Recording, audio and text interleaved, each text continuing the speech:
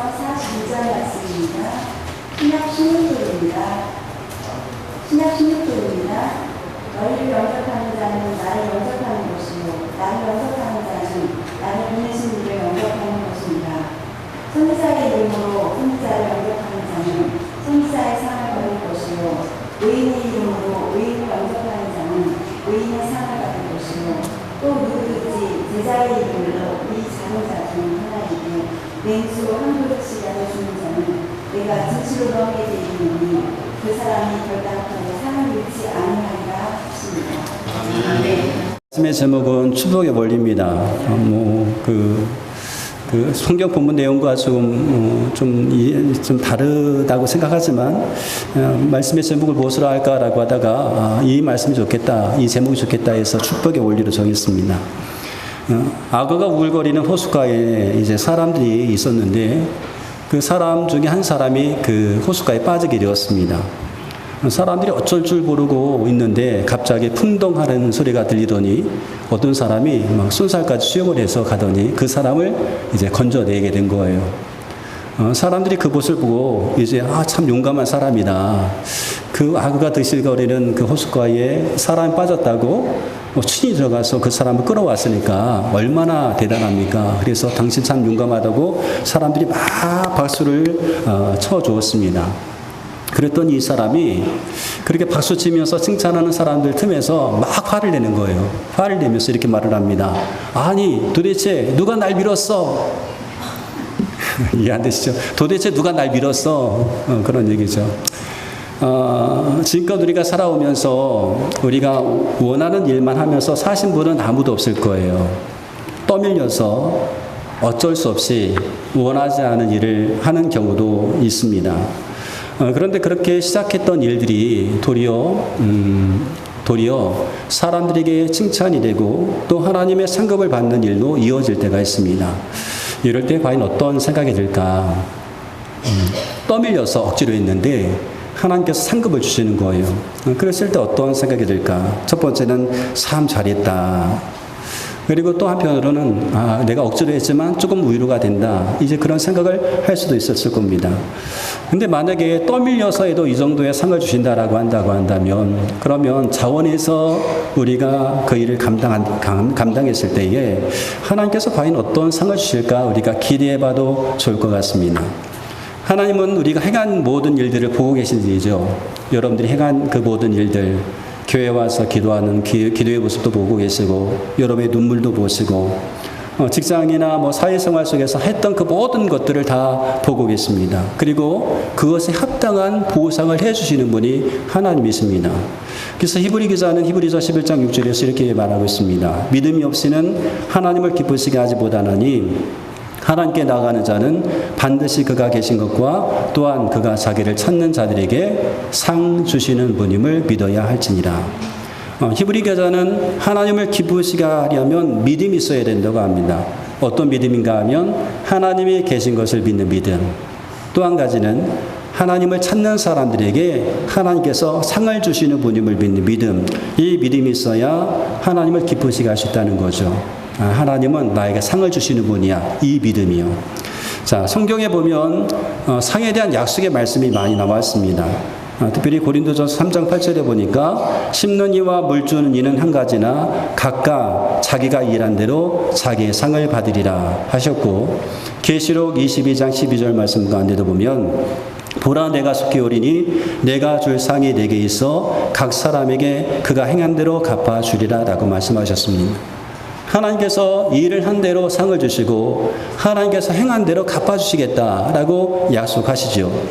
오늘 본문 말씀 가운데서도 보면 행한 대로 상을 받는 축복의 원리가 숨겨져 있는 것을 보게 됩니다. 그런데 예수님께서 말씀하신 이 축복의 원리는 너무나 쉽습니다. 너무나 간단합니다. 그런데 그것에 비해서 받는 상은 엄청나게 큽니다. 말을 하자면 가성비가 높은 원리죠. 가성비가 높다. 축복의 원리이죠. 자, 예수님께서 말씀하신 축복의 원리는요, 다른 것이 아니라 주님의 일을 하는 사람을 영접하는 겁니다. 그러면 상을 받는다라고 말씀하죠. 근데 이 말씀 참 가성비가 높은 그런 말씀이에요. 40절 말씀 가운데 보니까 너희를 영접하는 자는 나를 영접하는 것이요 나를 영접하는 자는 나를 보내신 이를 영접하는 것이니라. 예수님께서 제자들을 부르셨어요. 부르시고 그들에게 권능을 주셨고 세상으로 보내십니다. 세상으로 보내시면서 그때 하셨던 말씀이 이 말씀이에요. 마지막 당부의 말씀으로 하셨던 말씀이 이 말씀인데 이 말씀 뭐예요? 보냄을 받은 제자를 영접하는 것이 보낸 예수님을 영접하는 것이다. 이 말씀을 지금 하시는 겁니다. 그러면 왜 예수님께서 제자들에게 이 말씀하셨을까? 너희를 영접하는 사람은 나를 영접하는 것이야. 그리고 나를 영접하는 사람은 나를 보내시니 곧 하나님을 영접하는 것이다. 이 말씀을 하셨잖아요. 이 말을 우리가 하면 예수님을 그러니까 제자들을 영접하는 사람들은 결국 하나님을 영접하는 것과 같다. 그 말씀이잖아요. 근데 이 제자들을 파송하시면서 왜 이 말씀하셨을까라고 하는 거죠. 이 말씀하신 이유는요. 기억하라는 겁니다. 누가 너희를 세상에 보내었는지 기억해라. 누가 너희를 세상에 파송했는지 기억하라고 합니다. 제자들을 지금 세상에 보내시는 분이 누굽니까? 예수님이세요. 예수님께서 그들을 세상에 지금 보내고 계신 겁니다. 그것을 잊지 말라는 거예요. 제자들은 지금 예수님의 대리인이 되는 겁니다. 그리고 제자들은 지금 예수님의 대표가 되고 있는 거죠. 예수님을 대표하고 있는 사람임을 기억하라는 겁니다. 이것을 잊지 말라는 거예요. 너희를 보낸 분이 예수님이고 너희는 예수님을 대표한다. 이것을 기억하라는 거죠. 보냄을 받은 제자들은 예수님의 대리인입니다. 예수님을 대표합니다. 그리스도의 사신입니다. 제자들은 그리스도의 사신입니다. 고린도후서 5장 20절에 보니까 그러므로 우리가 그리스도를 대신하여 사신이요 하나님이 우리를 통하여 너희를 권면하신 것 같이 그리스도를 대신하여 간청하노니 이렇게 말하고 있어요. 우리가 그리스도의 사신이다. 하나님 우리를 통하여서 너희를 권면하시는 것 같이 그리스도를 대신하여서 너에게 간청한다. 이런 말을 바울이 지금 하고 있습니다. 우리는 사신이 누군지 알죠. 사신은 그 나라를 대표하거나 혹은 그 나라의 임금을 대표하는 사람입니다. 그러므로 보냄을 받은 제자를 영접하는 것이 곧 예수님을 영접하는 것이다 라고 하는 거예요. 예수님께서 보내셨기 때문에 예수님께서 보내신 사람을 영접하는 것은 곧 예수님을 영접하는 것이고 그리고 이것은 하나님을 기쁘시게 하는 것이다 라고 하는 것입니다. 여러분 예수님께서 보내신 제자를 영접하는 것은요 하나님을 사랑하는 하나의 방법이기도 합니다. 우리가 주님을 사랑합니다. 하나님 사랑합니다. 이 사랑을 어떻게 보여줄 수 있어요? 주님께서 보내신 사람을 영접하면 되는 거죠. 하나님을 사랑하는 사람은 하나님께서 보내신 사람도 사랑하게끔 되어 있어요. 하나님을 사랑하는 사람은 하나님을 보낸 사람을 사랑합니다. 하나님은 에덴 동산에서 아담이 혼자 사는 것이 보기가 좋지 않았습니다. 마음에 들지 않았어요. 그래서 아담을 깊이 잠들게 하신 다음에 아담의 갈비뼈를 가지고 하와를 만드셨습니다. 그리고 하와를 데리고 아담에게 왔지요. 아담이 그때 어떻게 고백하는가 하면 이는 내 뼈 중에 뼈요 살 중에 살입니다 라고 하면서 크게 기뻐합니다. 하나님께서 데리고 왔던 사람, 하나님이 보낸 사람 하와를 막 기쁘게 맞이하는 거예요. 그 모습을 보면서 하나님 마음이 어땠을까? 하나님께서 보내셨던 그 하와를 맞이했던 이 아담의 모습을 보면서 하나님 마음이 어땠을까? 하나님 마음이 굉장히 흐뭇했을 겁니다. 너무나 기뻤을 겁니다. 여러분의 가정에 남편이나 아내나 혹은 부모님이나 자녀가 하나님이 보내신 분입니다. 하나님이 보내신 사람들입니다. 우리가 그렇게 믿어야 되죠. 하나님께서 나를 위해서 보내신 분들, 내 남편도 하나님이 보낸 사람, 내 아내도 하나님이 보낸 사람, 내 자녀도 하나님께서 우리 가운데 복을 주기 위해서 보내신 사람이라고 우리가 믿어야 됩니다. 그리고 그들을 기쁘게 우리가 맞이할 때에 그것이 바로 하나님을 사랑하는 방법입니다. 남편을 기쁘게 맞이하고 아내를 기쁘게 맞이하고 부모를 기쁘게 자녀를 기쁘게 맞이하는 건 역시 하나님을 사랑하는 겁니다. 하나님을 사랑하는 사람은 하나님께서 보내신 사람을 사랑하기 때문에 그러하죠. 자, 예수님께서 우리를 부르셨어요. 그리고 지금 우리를 보내십니다. 우리는 그러므로 그리스도의 사신이 누구입니까? 보냄을 받아서 주님의 일을 하는 모든 사람들이 그리스도의 사신입니다. 세상에 나가서 주님의 모습을 보여주는 모든 성도가 다 그리스도의 사신입니다. 그리스도의 몸된 교회를 세우기 위해서 열심히 수고하고 기도하고 일하는 성도가 그리스도의 사신입니다. 우리가 이것을 항상 기억해야 됩니다. 아, 내가 그리스도의 사신이다. 나는 예수님을 대표하고 있다. 내가 세상에 나갔을 때 나는 예수님을 대표하는 사람이다. 나는 예수님의 대리인이다. 그런 마음가짐을 우리가 가지고 있어야 됩니다.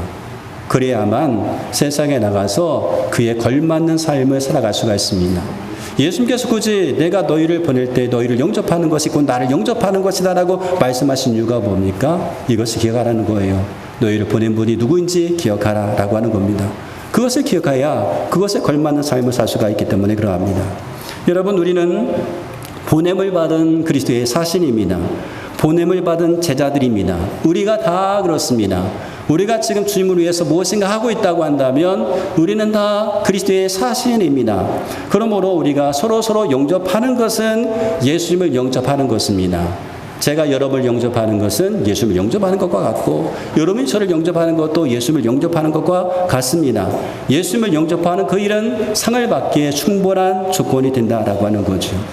41절 말씀에 보면 선지자 이름으로 선지자를 영접하는 자는 선지자의 상을 받을 것이요 의인의 이름으로 의인을 영접하는 자는 의인의 상을 받을 것이다. 새 번역을 보면 조금 이해하기 쉽습니다. 예언자를 예언자로 맞아들이는 사람은 예언자가 받을 상을 받을 것이요 의인을 의인이라고 해서 맞아들이는 사람은 의인의 상을 받을 것이다. 우리말 성경을 좀 읽어드리겠습니다. 우리말 성경은 이렇게 풀었었습니다. 누구든지 예언자를 예언자로 여겨 영접하는 사람은 예언자의 상을 받을 것이요 누구든지 의인을 의인으로 여겨서 영접하는 사람은 의인의 상을 받을 것이라.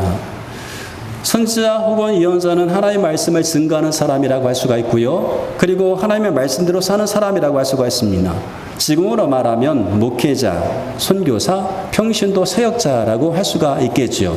이 말씀이 단순히 목회자만 의미하는 것이 아닙니다. 목회자, 선교사, 평신도 사역자, 예수님을 믿어서 이롭게 된 사람으로서 말씀을 따라 살아간 사람을 우리가 의인이라고 할 수가 있습니다.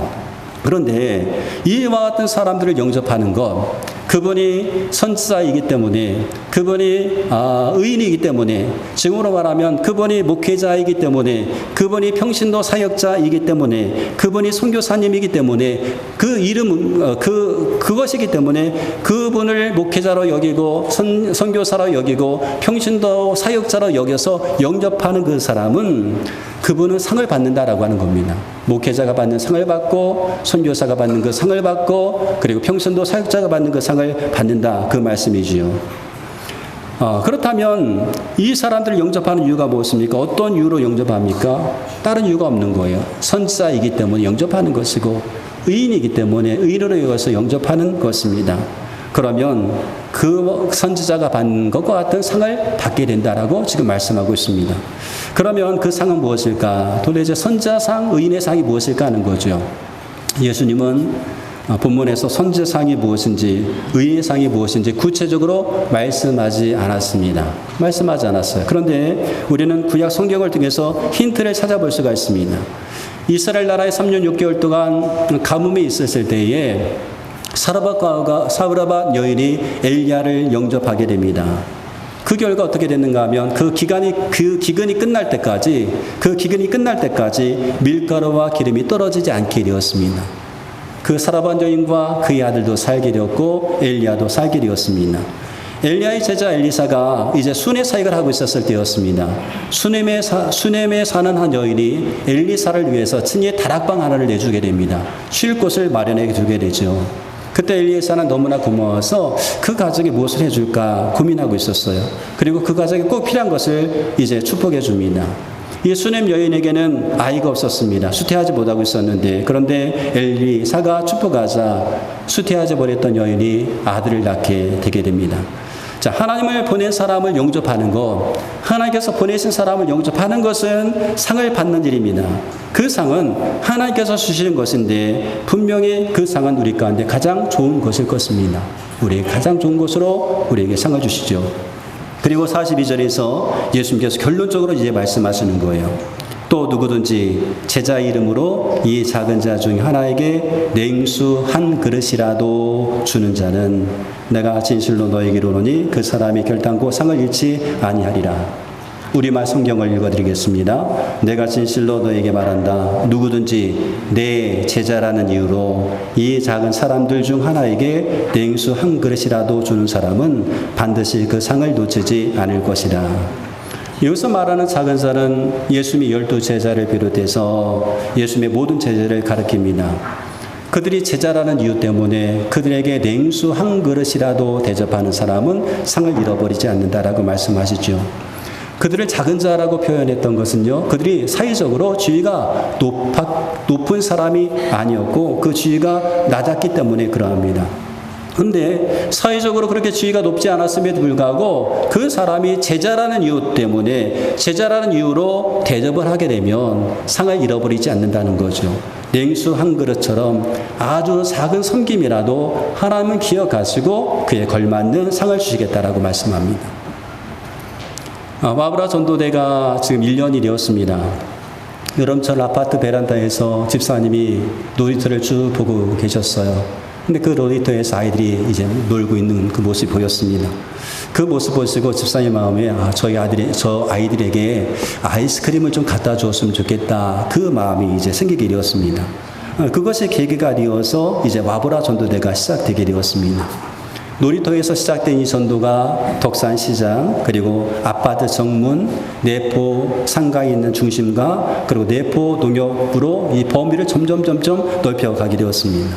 전도용품도 처음에는 아이스크림, 그리고 물이었는데 이후에 보면 화장지, 그리고 물티슈, 그리고 소금, 수세미, 행주, 그리고 과자가 담긴 상자 등등 아주 다양하게 이렇게 이제 전도용품을 만들어서 이제 나누게 되었습니다. 한 번 나가면 적게는 70명, 많게는 200명 이상을 만나게 됩니다. 접촉을 하게 됩니다. 그래서 한 번 나갈 때 평균 한 100명 이상을 만나게 되는데 지금까지 만난 수를 헤아려 보니까 뭐 한 5천 명 정도 되는 것 같습니다. 만난 인원이 한 5천 명 되는 것 같아요. 근데 그 만난 사람들 가운데 90%는 우리가 그냥 전도용품을 주면 그냥 받아갑니다. 아무 소리 없이 그냥 받아갑니다. 끄덕이며 받아갑니다. 그런데 그 중에 5%의 사람은 거절을 합니다. 나 절에 다닙니다. 받지 않겠습니다. 어떤 분은 휙 하고 지나갑니다. 뭐 쳐다보지도 않고 주도 뭐 아주 냉철하게 거절하는 그런 경우가 있습니다. 그래서 굉장히 그런 거절감을 당했을 때에는 굉장히 속이 상하고 눈물로 날 때가 있습니다. 그런 우리 집사님들도 계셨죠. 그런데 그 중에 5%의 사람이 있어요. 5%의 사람은 그렇게 거부감을 일으키는데 그 나머지 5%의 사람은 좀 긍정적입니다. 긍정적이에요. 그래서 긍정적으로 다가와서 이야기도 합니다. 어느 교회냐라고 묻기도 합니다. 뭐 우리 전도용품을 보면서 전도용품 참 예쁘다라고 그렇게 칭찬하시는 분도 있습니다. 그런 분들을 볼 때마다 위로가 되고 격려가 되기도 하죠. 근데 그중에 그 사람들 가운데 어떤 분들은요, 우리가 전도한다고 카페에 가서 커피를 갖다 주시는 거예요. 몇 분이십니까? 기다리세요 하면서 커피를 갖다 주시고, 마트에 들어가서 음료수를 갖다가 저에게 주십니다. 저희와 그분들은 아는 분이 아니에요. 근데 저희가 전도한다고 애쓰신다고, 그분도 역시 교회 다니시는 분이겠죠. 전도하는 그 모습 보면서 젊으신 분들이 참 고생이 많다고 하시면서 그렇게 갖다 주시는 거예요. 그때마다 저희가 참 깜짝 놀랍니다. 하나님께서 늘 베풀어 주시고 위로하시는구나라고 느낍니다. 하나님의 복음을 전할 때 여러분, 전도대원들에게 그 행한 대로 하나님께서 복을 주시고 행한 대로 상을 주시는 것 분명합니다. 그런데 이 상은 전도대원들만 받는 것이 아니라라고 하는 거죠. 전도대원에게 커피 한 잔 대접했던 그분, 그 전도대원들에게 음료를 제공했던 그분들도 받는 거죠. 예수님의 말씀에 의하면 이분들은 상을 절대로 잃어버리지 않습니다. 굉장히 가성비가 높은 그런 상을 받는 거죠. 전도대원들은 뭐 30분, 적게는 30분, 많게는 1시간 이상을 전도하는데 그분들은요, 뭐를 하는 거예요? 그냥 전도하시는 그분들을 섬기는 겁니다. 대접하는 거예요. 전도한다는 이유 때문에 그냥 냉수한 그릇 대접하는 거예요. 근데 전도대원들이 받는 그 상과 동일한 상을 하나님께서 주시겠다는 거예요. 그 사람들이 전도자라는 이유로 전도자이기 때문에 대접하는 겁니다. 다른 이유가 있는 게 아니에요. 그렇게 대접했는데 하나님께서는 그것을 보시고 전도대원들이 받는 그 상과 동일한 상을 하나님께서 주시는 겁니다. 선교사에는 보냄을 받은 선교사가 있고 보내는 선교사가 있다라고 하죠. 누가 더 많은 상을 받을까요? 보낸 선교사가 많이 받을까요? 보내는 선교사가 많이 받을까요? 똑같습니다. 하나님께서 똑같은 상을 베풀어 주셔요. 여러분들이 매주마다 선교 헌금 드리잖아요. 이 선교 헌금이 선교 사역에 쓰여지게 됩니다. 그 선교 현장 가운데 직접 뛰는 선교사님들이 했던 그 상을 받는 길이다라고 하는 거죠. 선교사가 받는 복을 같이 받게 됩니다. 이렇게 생각하면 굉장히 예수님께서 말씀하셨던 이 원리는 너무나 쉬운 축복의 원리입니다. 예수님께서 말씀하셨던 축복의 원리, 하나님께 상을 받는 방법은 하나님의 사역자를 영접하는 겁니다. 맞이하고 대접하는 거예요. 그게 상을 받는 길이다라고 하는 거죠. 그런데 여러분, 이 말씀을 우리가 해석할 때에 제자의 입장에서 적용하려고 하면 문제가 돼요. 보냄을 받은 제자의 입장에서 적용하라고 하면 문제가 됩니다. 섬김받고 대접받으려고 이 말씀을 인용하는 것이 아닙니다. 제자 입장에서 하지 말고 영접하는 사람 입장에서 이 말씀을 적용할 필요가 있어요. 만약에 제가 목회자로서 내가 대접받고 내가 섬김을 받으려고 이 말씀을 인용하면 안 됩니다. 이 말씀을 이렇게 인용하면 안 되죠. 여러분, 목회자를 잘 섬기는 것이 목회자의 상을 받는 것입니다. 목회자를 얼마나 잘 섬기느냐에 따라서 여러분의 받을 상급이 달라질 수 있습니다. 상을 받으려면 목회자를 잘 대접해야 됩니다. 목회자를 척대하며 벌을 받습니다. 이런 식으로 제가 막 적어보내서 여러분에게 막 말씀을 전하죠. 여러분, 틀린 말은 아닙니다. 그런데 이것을 목회자인 제가 오용하면 죄가 된다는 거죠. 왜냐하면 하나님의 말씀을 이용해서 내 자신의 이익을 취하려고 할 수 있기 때문에 그럽니다. 그러므로 오늘 말씀을 여러분 적용하려면 영접받는 사람 입장이 아니라 영접하는 입장에서 이 말씀을 적용해야 될 필요가 있어요. 대접을 받고자 하는 입장에서 적용하지 말고 대접을 하는 입장에서 이 말씀을 적용하셔야 됩니다. 제자 입장이 아니라 제자라는 이유로 내가 섬기고 대접하는 그 입장에서 이 말씀을 적용해야 되는 거죠. 여러분, 주님을 사랑하는 마음으로 주님의 일을 하는 사람을 대접하십시오. 여러분 주변에서 아무리 작은 것이라도 주님을 대접하는 사람이 있다고 한다면 그분을 한번 대접해 보시기 바랍니다. 그것이 바로 주님을 기쁘시게 하는 거예요. 아, 저분이 지금 주님의 일을 하고 있구나. 저분이 지금 그리스도의 몸된 교회를 세우고자 열심히 일을 하고 있구나. 그 모습 보이면 그분을 대접하는 겁니다. 그분을 섬겨주는 거예요. 그럼 그분이 했던 그 일에 대한 상과 똑같은 상을 이제 받게 되게 되는 거죠. 영접이 뭐예요? 맞이하고 대접하는 것. 그런데 우리가 대접하는 것은 꼭 냉수 한 그릇과 같은 물질만 있는 것은 아니죠. 물질만 있는 것은 아닙니다.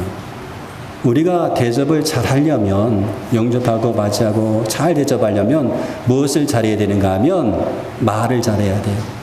말. 여러분, 많은 거 대접하고도 말 잘못하면 다 잃어버리잖아요. 말을 잘해야 됩니다. 창세기 12장 3절에서 하나님께서 아브라함에게 이렇게 말씀하셨어요.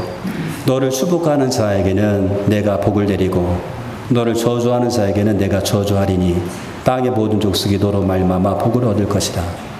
아브라함을 축복하는 자에게 하나님께서 복을 드리고 아브라함을 저주하는 자에게 내가 저주하겠다라고 말씀합니다.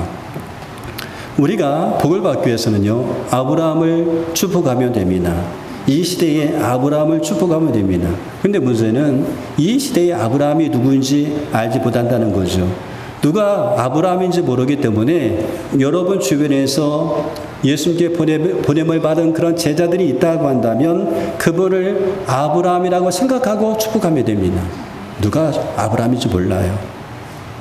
하나님의 축복받는 자녀로 주님의 일을 하고 있는 분이 있다고 한다면 그분을 아브라함처럼 여기고 축복하면 됩니다. 아침에 눈을 뜨는 순간부터 여러분 주변에 아브라함을 한번 찾아보세요. 만나는 사람들이 아브라함이라고 여기고 한번 축복해 보세요. 하나님께 한번 기도하시면서 복을 빌어보세요. 교회 가운데 와서 만나는 그분이 하나님께서 보내신 아브라함이라고 생각하고 그분을 위해서 한번 축복해 보시기 바랍니다. 그러다가 이 시대에 아브라함을 우리가 만나게 되는 겁니다. 아브라함이 천사를 영접했잖아요. 처음부터 천사인 것을 알고 영접한 것이 아니었습니다. 장막문 앞에 있다가 나그네 3명이 지나가는 것을 보고 그분을 아주 정성스럽게 대접합니다. 발을 씻을 물을 갖다 주기도 하고 음식을 좀 대접하겠다고 하면서 송아지도 잡아다 이제 주게 됩니다. 아브라함은 평상시부터 그렇게 해왔던 거예요. 나그네가 지나갈 때마다 그렇게 해왔던 겁니다. 그러다가 부주 중에 이 천사를 대접하게 되었고 이제 사라의 몸을 통해서 낳을 아이에 대한 약속을 받게 되었던 겁니다. 여러분의 주변 사람을 아브라함처럼 여기고 한번 축복해 보시기 바랍니다. 예수님을 믿어서 구원받은 하나님의 자녀들, 특히 주님의 일을 하고 있는 분들을 볼 때마다 축복하십시오. 축복의 말을 한번 해보시기 바랍니다. 그리고 그분들에게 냉수 한 그릇이라도 대접해 보세요. 그러면 하나님이 주께서 주시는 상을 결코 잃어버리지 않습니다. 그 상이 어떤 상인지는 알지 못하지만 하나님께서 우리 가운데 주시는 상이기 때문에 하나님 우리 가운데 가장 좋은 것, 가장 필요한 것들로 상을 채워주실 것입니다. 사랑하는 성도 여러분 주님의 일을 하시는 분들을 볼 때마다 잘 대접하십시오. 주님의 일을 하는 분들을 볼 때마다 축복하십시오. 그래서 그 일을 하시는 분들이 받는 그 상을 똑같이 받는 그런 삶을 살아가시기를 주 이름으로 축원드리겠습니다.